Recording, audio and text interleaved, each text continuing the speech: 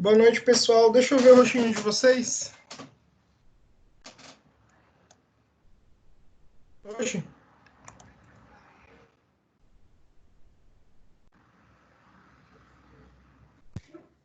Aí o Carlos já chegou. O Caio já chegou também. Fala, Adílio, sumido. O pessoal já tá aí.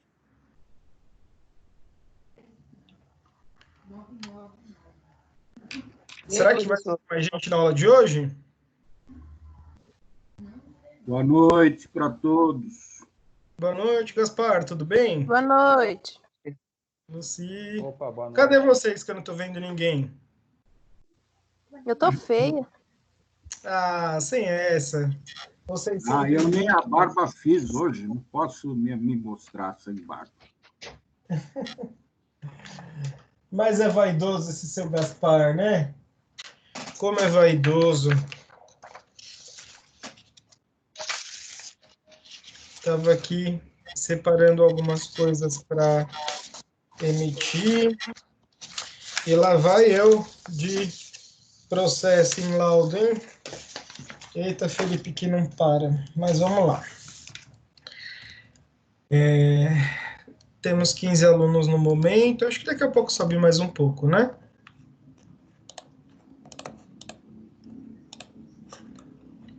Hoje nós estamos, então, na aula 2.4. É isso? Isso mesmo, oitava aula. Sólidos. É isso? Correto, é isso mesmo. Tranquilidade pura.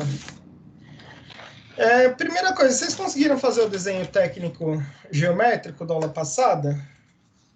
Não, eu tô sem o compasso ainda. Quem está com compasso já conseguiu fazer?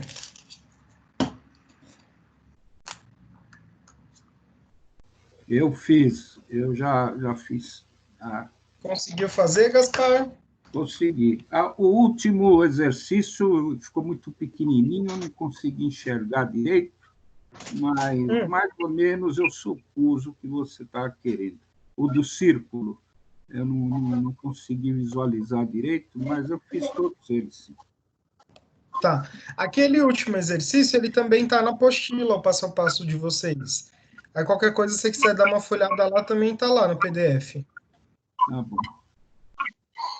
Mas eu só queria saber se eu posso encontrar as dimensões do carimbo, porque lá não as dimensões do carimbo, ela está lá no início da apostila.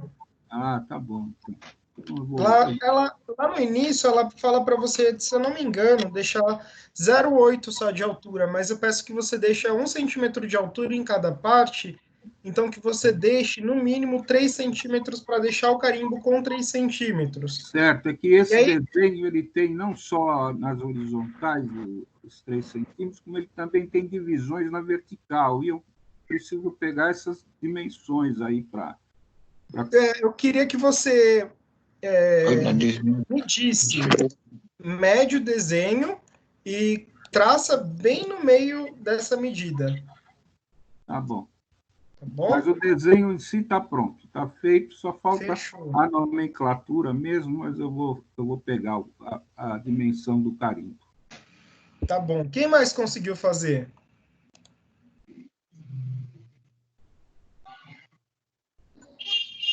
Professor, esse desenho é para te enviar?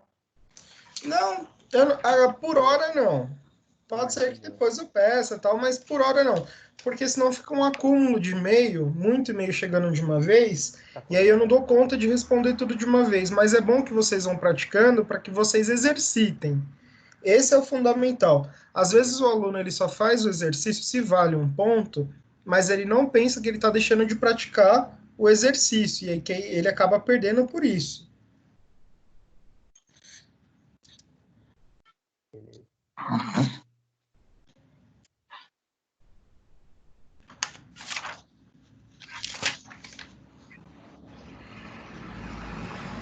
Alguém mais conseguiu fazer?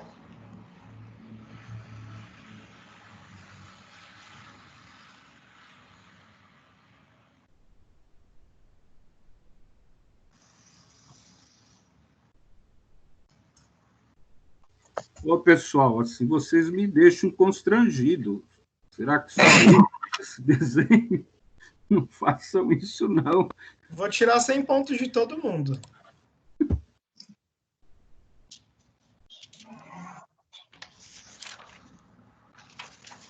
Eita, galera, vocês estão... Calma aí, professor. Eu tava olhando as minhas notas aqui. Foi bem? Eu também. Eu fiz, professor, desenho. Fui, mas eu queria saber as que eu errei. Ah, eu também queria saber tanta coisa dessa vida. Eu errei em desenho técnico, um em cálculo. Eu queria saber qual eu errei. Querem que eu faça uma revisão da prova rápida? Poderia fazer, tá vendo? Fazer uma revisão. Tá. Deixa eu abrir o Furnace. Pessoal, sabe o que eu reparei? Muita gente, assim, não muita, mas teve gente que, como que eu posso falar? Que respondeu o formulário e que não estava e não está na minha lista, gente que não está com a matrícula regular. Pessoal, por gentileza, quem não está com acesso ao AVA, formaliza a matrícula imediatamente, porque o prazo está encerrando e depois não dá para subir essas notas, vocês vão perder o semestre. Então, por gentileza, quem está com esse problema, essa dificuldade, tenta formalizar o quanto antes. Então, seguinte, ó, como vocês estão vendo, aqui você tinha a primeira pergunta, nome completo, em qual semestre você está e qual é a sua engenharia. Isso era obrigatório para todo mundo. Estou sem imagem aqui. Estou sem imagem. Mais alguém além do Gaspar está sem imagem ou não? Para mim tá normal. Tá conseguindo ver a imagem? Não. Além do Gaspar, mais alguém não vê?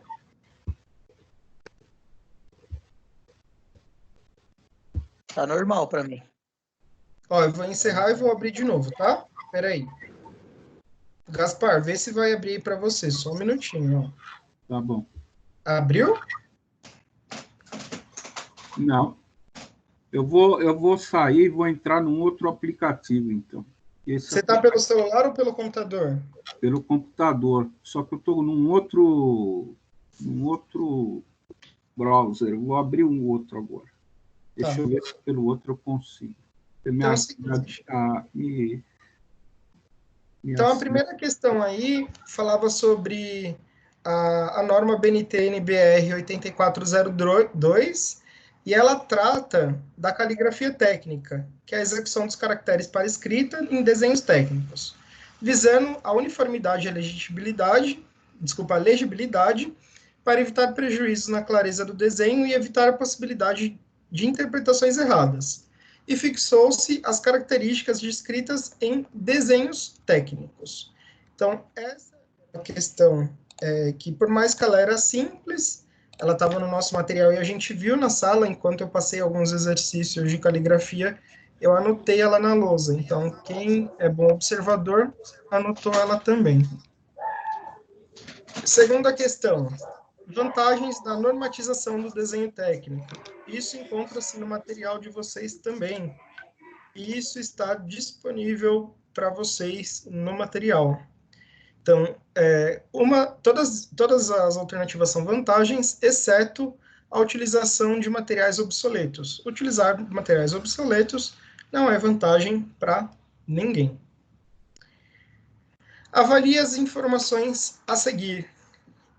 A ABNT é um órgão mundial de padronização de desenhos técnicos. Gente, Associação Brasileira de Normas Técnicas, ela é brasileira, né? Então, falsa.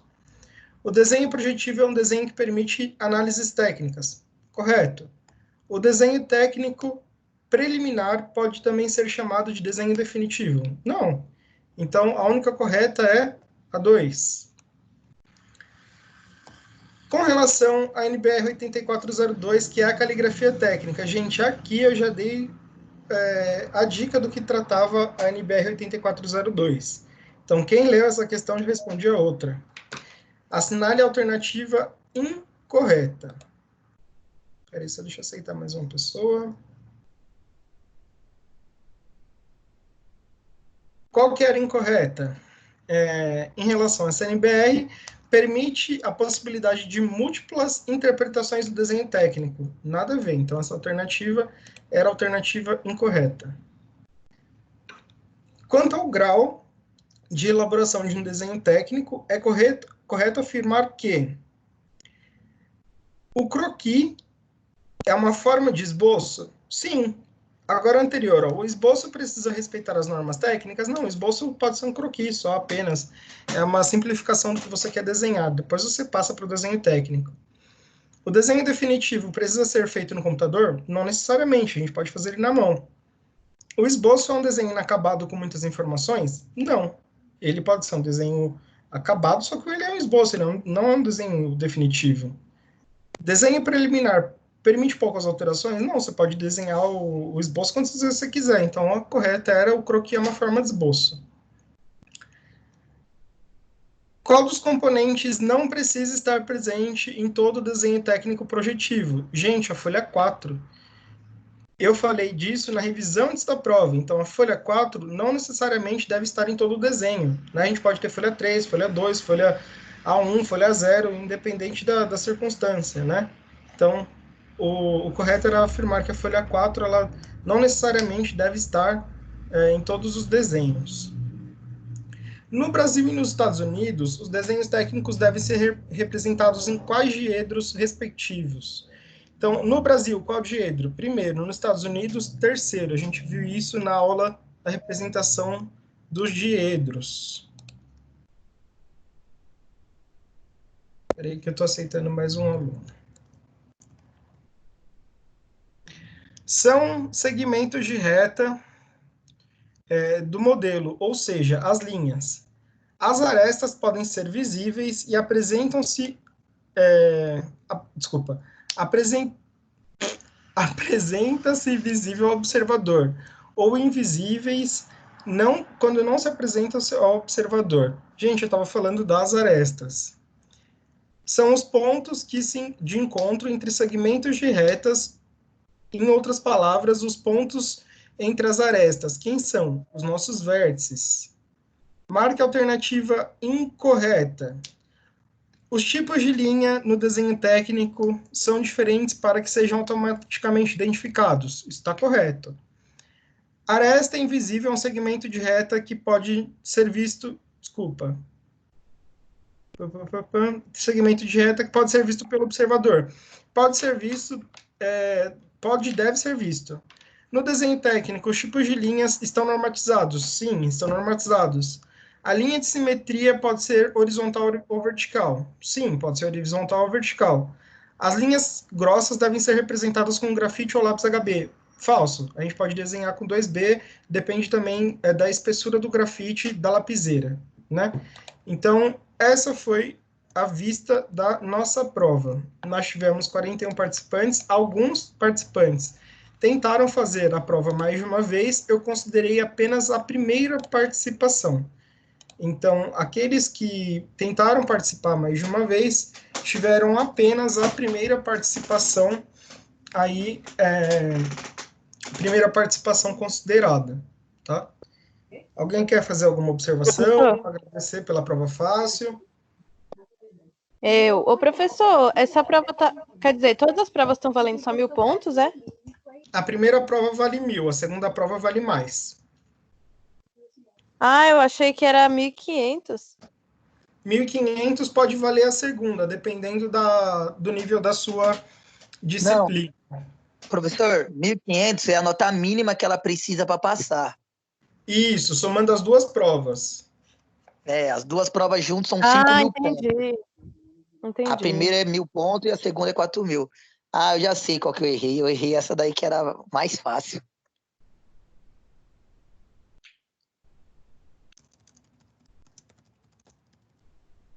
Então, eu vou tentar aqui abrir para vocês o AVA. Quem é aluno de primeiro semestre, fica atento aqui que eu vou tentar explicar como que a gente vai lançar a segunda pontuação.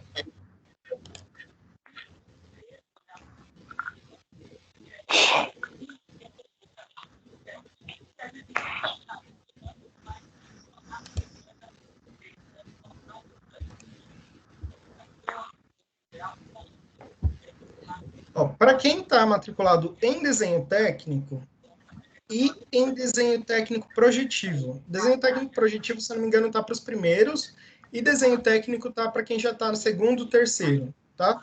Então, depois vocês dão uma olhadinha lá. Quem é desenho técnico, que é aquela disciplina que já vem automático, a segunda prova, ela vale 4.000 pontos. E as atividades em sala de aula valem 1.500. Vamos ver em desenho técnico projetivo, que é do pessoal do primeiro. Em projetivo, a segunda prova vale 4.000 pontos e as atividades de sala de aula valem 3.500 pontos.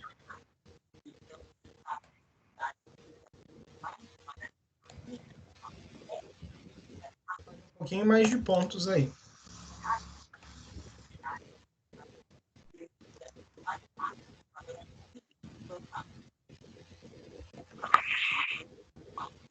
Tranquilo? Tranquilo. Ok, pessoal. Então, vamos começar a nossa aula teórica de hoje?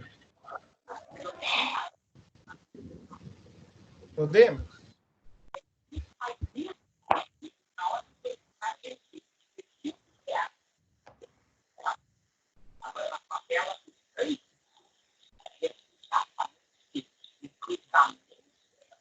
Eu vou colocar vocês no silencioso, tá?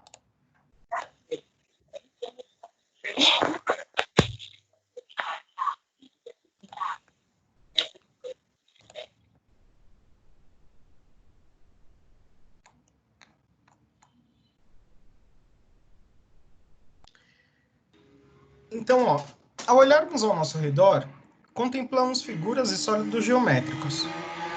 Em nossa sala de aula, por exemplo, que nós estaríamos se nós estivéssemos na aula presencial, quer dizer, é uma aula presencial, mas nós estamos distantes, né? Teríamos uma lousa, que mais? As janelas, a porta, uma caixa de giz, entre outros objetos. Aqui, o que eu posso mostrar para vocês que eu tenho? Deixa eu ver. Eu tenho um espelho com luz, que é um círculo aí, não sei se vocês enxergam. Eu tenho um porta-canetas, meio que cilíndrico, mas se você olhar na projeção ortogonal, ele é circunferencial. Enfim, nós temos várias figuras geométricas para vários objetos, né? Então, nós estamos rodeados aí de figuras geométricas. E aí, quando a gente fala de figuras planas, as figuras planas também são chamadas de figuras geométricas e são desenvolvidas em um plano. Quando a gente fala um plano, são de 2 dimensões apenas. Todos concordam? Sim, todos concordam. Não precisa ligar o microfone. Então, quando a gente está falando de figura plana, a gente está falando no plano cartesiano. Então, uma figura geométrica, ela é relacionada sempre em 2 eixos. Quem está falando? Alô? Tudo bem? Quem está falando, pessoal? Romero. Romero, eu vou habilitar seu mudo, tá? Estou na aula teórica. Eu não estou acreditando que você vai fazer coisa desse, porque a professora Chile, eu estou mais de uma semana sem conversar com vocês, rapaz. Chegou atrasado, vai ficar no mudo. Segura aí, depois a gente conversa.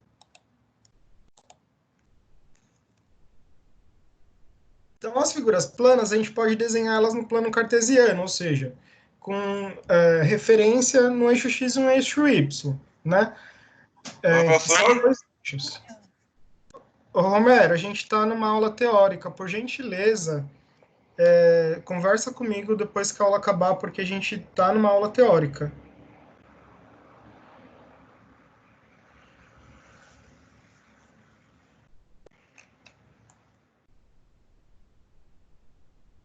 voltando aqui para a aula, aqui nós temos algumas figuras geométricas que são bastante conhecidas, como os círculos, o quadrado, o retângulo, o paralelogramo, o losango, o pentágono, o hexágono, o trapézio, e aí nós temos uma série de figuras geométricas, lembrando que elas são em 2 dimensões, elas não têm volumetria, são figuras planas. E quando a gente fala em polígono, são figuras planas fechadas, ou seja, elas têm começo e o fim termina no começo. São figuras que elas não... Como que eu posso dizer? Elas têm início e fim no início. Elas começam e terminam no mesmo ponto. E a gente pode classificar em 2 polígonos, que são os irregulares e os regulares. Sendo os irregulares quando o polígono não tem lados e nem medidas congruentes, que são simétricas semelhantes, né, condizentes, e polígonos regulares, quando o polígono tem todos os lados e medidas internas congruentes. A gente vai ver alguns exemplos a seguir. Então, para que o polígono seja regular, ele tem que ser equilátero, tem que ter lados congruentes e ser, ao mesmo tempo, equiângulo. Ele tem que ter todos os ângulos iguais e todas as laterais iguais, de mesma dimensão e mesmo ângulo. E tem que ter ângulos congruentes, semelhantes. Apenas dos triângulos, apenas o triângulo equilátero é um polígono regular, pois seus lados e seus ângulos internos têm as mesmas medidas. Então, aqui a gente tem todos os triângulos, né? Por exemplo, o escaleno, o isósceles, etc. Só que só o equilátero é um triângulo que é um polígono regular, porque todos os lados e os ângulos dele são regulares, são congruentes, o que torna ele um polígono regular ali entre os triângulos. A próxima tabela, ela apresenta alguns polígonos regulares e o cálculo para a soma desses ângulos internos e o valor de cada ângulo interno. Na construção desse polígono, é preciso utilizar um transferidor para medir os seus ângulos e uma régua para medir os lados corretamente. A construção também pode ser feita com compasso e régua, mas pode ter auxílio de computador também, dependendo do caso, tá? Então, um triângulo. Quantos lados tem esse polígono, esse triângulo? 3. A soma dos ângulos internos tem que dar quanto? 180 graus. Portanto, se eu dividir 180 graus por 3, que é o número de lados que tem, quanto que é cada ângulo de cada lado? 60 graus. O meu quadrado, todos os lados... são 4 lados, perdão, e a soma de todos esses ângulos tem que dar 360 graus. Se eu tenho 360 graus e 4 lados do polígono, eu divido 360 por 4, e cada lado vai ter ali 90 graus. Então, eu tenho um ângulo reto em todos os cantos desse quadrado. Meu pentágono, 5 lados, 540 graus, portanto, cada ângulo 108 graus. Como que eu sei quanto vai ser a somatória do meu ângulo? Eu vou pegar o número de lados que eu vou ter nesse polígono, por exemplo, o hexágono, 6 lados no polígono. E eu vou fazer uma somatória desses ângulos internos da seguinte forma. Eu coloco entre parênteses o número de lados do polígono, menos 2, ou seja, 6 menos 2, vai ficar 4, vezes 180 graus. Então, 4 vezes 180, 720 graus. E aqui eu uso 720 dividido pelo número de lados.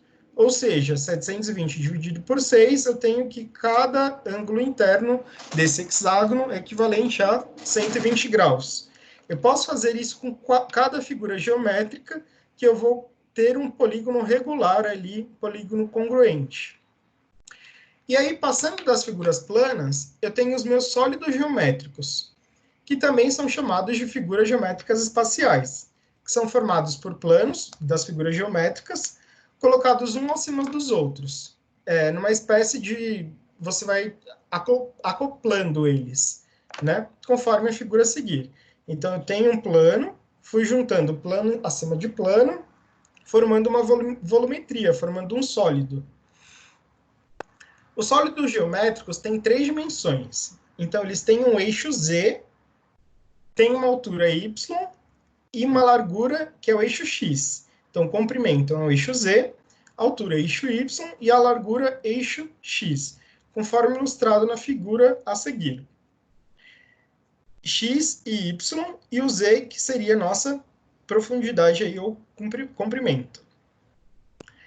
E aí, qual que é a diferença das figuras planas e dos sólidos? As figuras planas, elas têm 2 dimensões, e os sólidos têm 3 dimensões, porque eles têm volumetria. E aí, os tipos de sólidos, a gente vai ver que são vários, né? A gente pode ter prisma, pirâmide, sólidos de revolução. Aqui na figura abaixo, a gente tem, em azul, apresentando um prisma, em vermelho, uma pirâmide, em amarelo, nós temos um sólido de revolução. O prisma, ele é um sólido geométrico limitado por polígonos. Você pode imaginá-lo como uma pilha de polígonos iguais ou muito próximos um dos outros, como resultado de um deslocamento de um polígono. Como se você estivesse alongando um polígono, colocando um próximo do outro.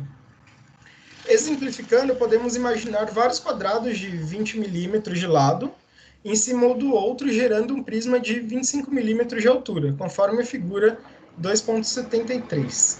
Você tinha ali os quadrados fininhos, né? Foi colocando um em cima do outro, até que você gerou um prisma.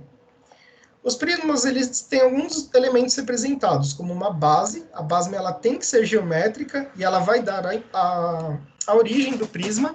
Então, não necessariamente precisa ser um quadrado, pode ser outra geometria, a gente vai ver. Ele tem uma face, que são as superfícies planas que constituem um sólido. Ele tem as arestas, que são as retas ou linhas resultantes dos encontros das faces, todas as arestas. E ele tem os vértices, que são os pontos de encontro. Então, aqui a gente pode ver as faces. Aqui a gente tem uma face transversal e uma face longitudinal. Lembrando que a gente chama de transversal a menor dimensão e a longitudinal a maior dimensão. E os vértices, que são os pontos de encontro de todas as arestas. As arestas são as nossas linhas de referência. Só deixa eu admitir mais um aluno.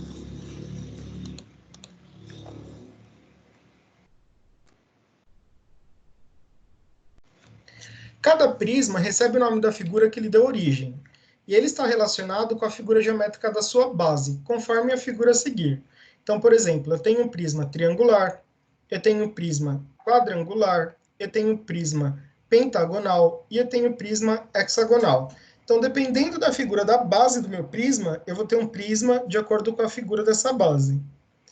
E aí eu tenho um exercício em que eu tenho um prisma aqui em vários lados, você pode responder ele na apostila, que vai ser super legal para você treinar. Inclusive, ele pode fazer parte da sua prova lá no futuro. Aí eu tenho a pirâmide. A pirâmide, por sua vez, é um outro tipo de sólido geométrico. Ela é formada por um conjunto de planos que decrescem infinitamente, ou seja, eles vão diminuindo, e você pode imaginá-lo como um conjunto de polígonos semelhantes, dispostos uns sobre os outros, que diminuem de tamanho indefinidamente, até chegar em um ponto, definido como um vértice principal, que fica no topo da pirâmide. Assim como no prisma, o nome da pirâmide depende do polígono na forma da sua base. Logo no exemplo da pirâmide quadrangular da figura 2.77.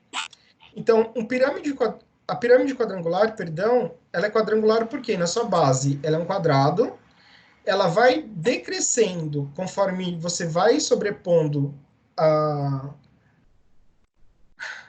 figura geométrica, formando o sólido, e no final, ao invés de você ter a figura que você tinha na base, você vai chegar em um ponto específico, que é um vértice. Então, a diferença da pirâmide para o prisma é que quando você chega no ápice da pirâmide, você tem um ponto, que é um vértice, e o prisma não, você tinha uma face. Né? Então, essa é a grande diferença. Na pirâmide, você tem esse encontro só de um ponto.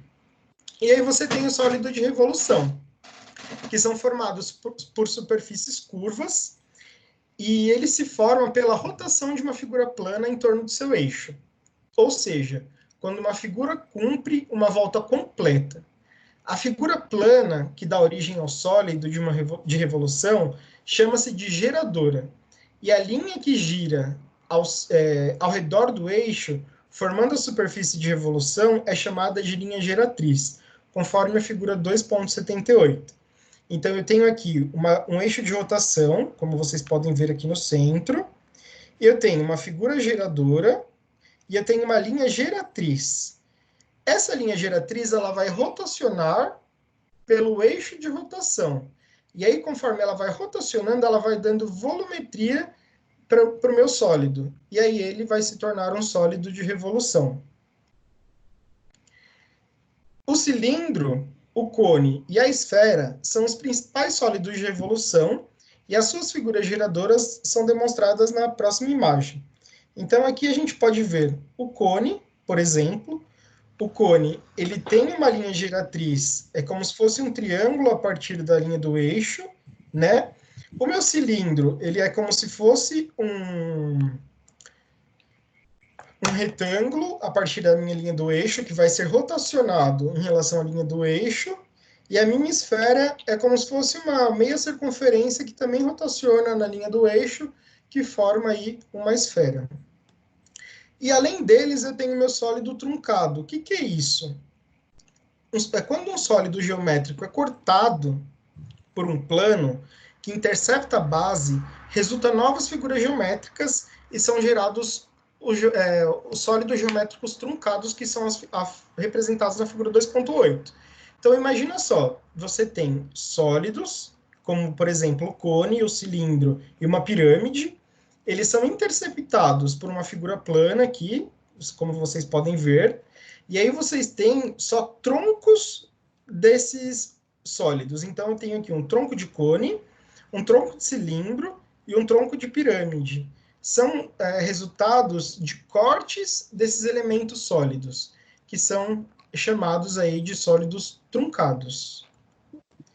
E aí, nós terminamos a teoria desse exercício, dessa unidade, e nós podemos passar para a seção 2.3. Antes de eu passar para a seção 2.3, eu queria conversar um pouquinho com vocês, para quem chegou depois da nossa conversa, o que vocês acharam da prova? Estava fácil, estava difícil? Quem chegou atrasado aí que queria interromper minha explicação, como que estava?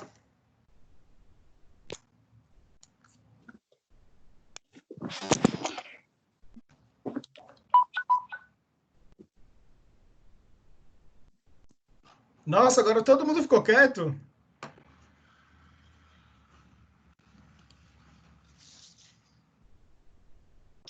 Não, eu achei a prova um pouco fácil, Felipe. Boa noite. Tava fácil, não tava? Tava.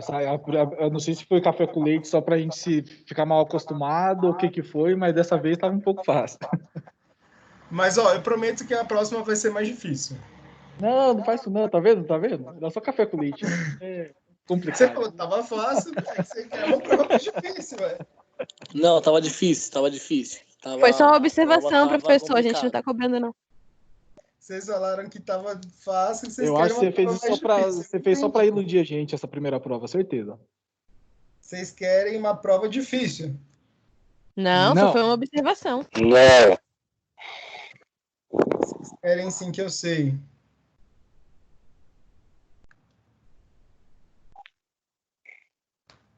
Pessoal, vocês estão tendo muita dificuldade em desenho técnico ou tá tranquilo?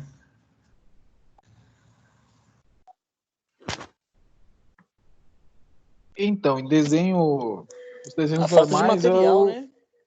Então, exatamente, a falta de material. Na parte que tem que usar compasso, por exemplo, eu ainda não tive acesso a ele, eu ainda não consegui, não tá dando para fazer, tá difícil. Tô Eu tentando também. improvisar de uns jeitos mirabolantes aí, coloca uma linha com prego e tenta fazer, mas sai feio. Vocês conseguiram? Mas Gente o do céu, restante... sério isso? É sério, ué. Vocês não conseguiram comprar prancheta? Não, ainda não também. Eu até falei hoje com o rapaz do meu serviço para eu vou tentar fazer uma lá, né, para uns MDFs lá fazer, mas ainda comprar não. Por que você não comprou uma pequenininha de mão? Por enquanto tá só na folha 4, na Calunga tem, eles entregam.